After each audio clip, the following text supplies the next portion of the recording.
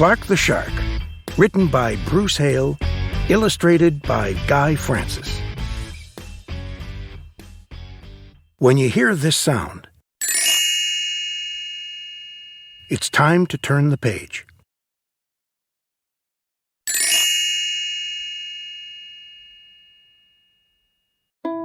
In all the wide blue seas, in all the wide blue world, the top school for fish was Theodore Roosterfish Elementary.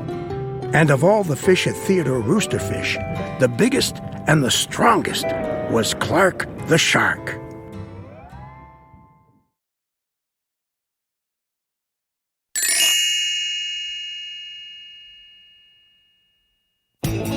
Clark loved school, and he loved his teacher, Mrs. Inkydink. He loved to play upsy-downsy and spin-a-majig with his friends. Clark loved his life.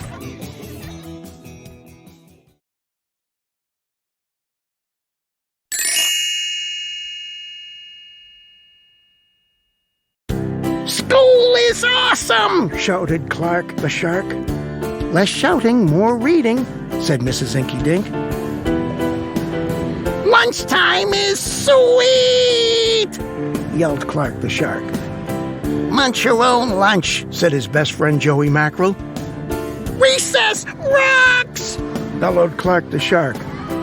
"You are playing rough, Clark," cried the other kids.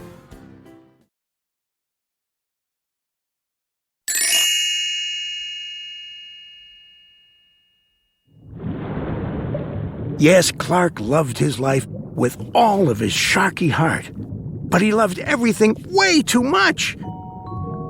He was too loud. He was too wild. He was just too much shark for the other fish to handle. After a while, no one would play with Clark. No one ate lunch with him. No one sat with him at circle time. Even his best friend Joey Mackerel said, "Cool your jets, Clark. You're making me crazy."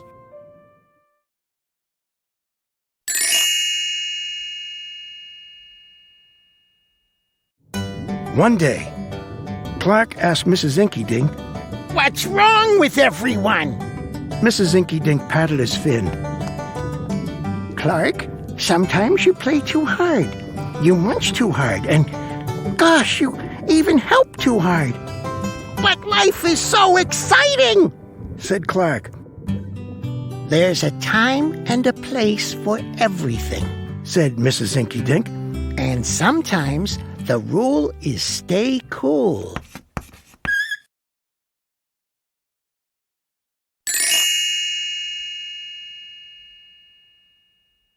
At recess, Clark tried to stay cool, but he pushed the swing with too much zing.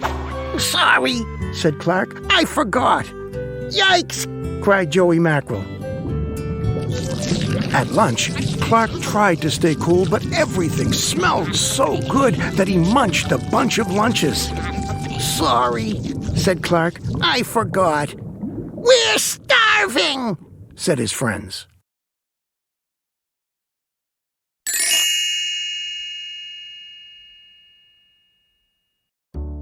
In class, Clark tried to stay cool, but a good book got him all shook up. "Now, Clark," said Mrs. Inkydink, "this isn't the time or the place. Tell me, what's the rule?" "Stay cool," said Clark. "Hey, that rhymes," he cried. Then Clark got a big idea in his sharky head. "Maybe if I make a rhyme, I'll remember every time," he thought. The next day, he put his plan to work.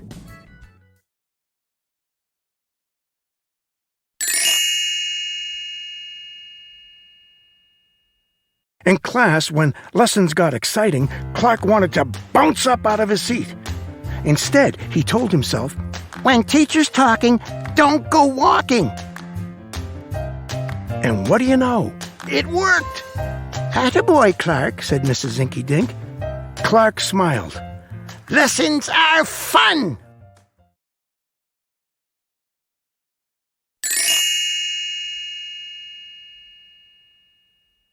At lunch, everything smelled so yummy. When Clark wanted to eat and never stop, he told himself, "Only munch your own lunch." And it worked again. "Way to go, Clark," said his friends. Clark grinned. "Lunch is fun."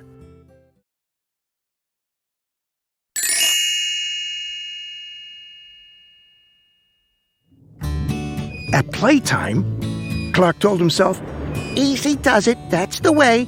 Then my friends will let me play." And playtime was fun. Once more, Clark loved his life.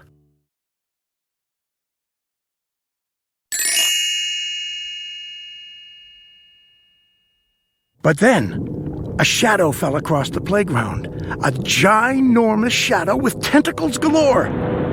"It's a new kid and he looks scary," cried Joey Mackerel. "Swim for your lives!"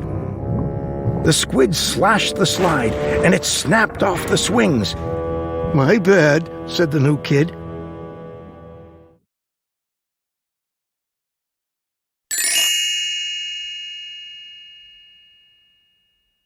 "Wait," said Clark. "He just wants to play. Let's find a way." And he swam at the new kid with all his might.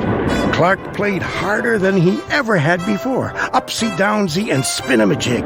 Why, he even made up a new game, Tail Wumpalumpus. "Wow, that was fun," said the new kid breathlessly, and he settled down. "If you want to come to school, you've got to stay cool," said Clark.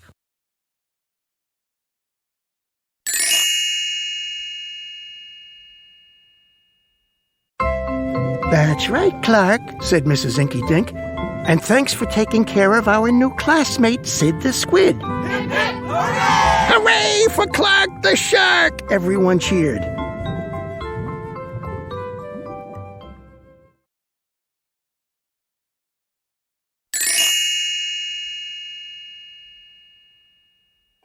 That night, Clark's mother asked, "What did you learn at school, dear?"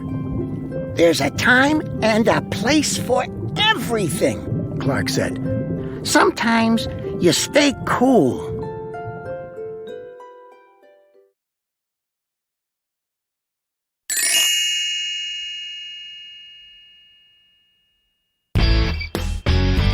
But sometimes a shark's gotta do what a shark's gotta do.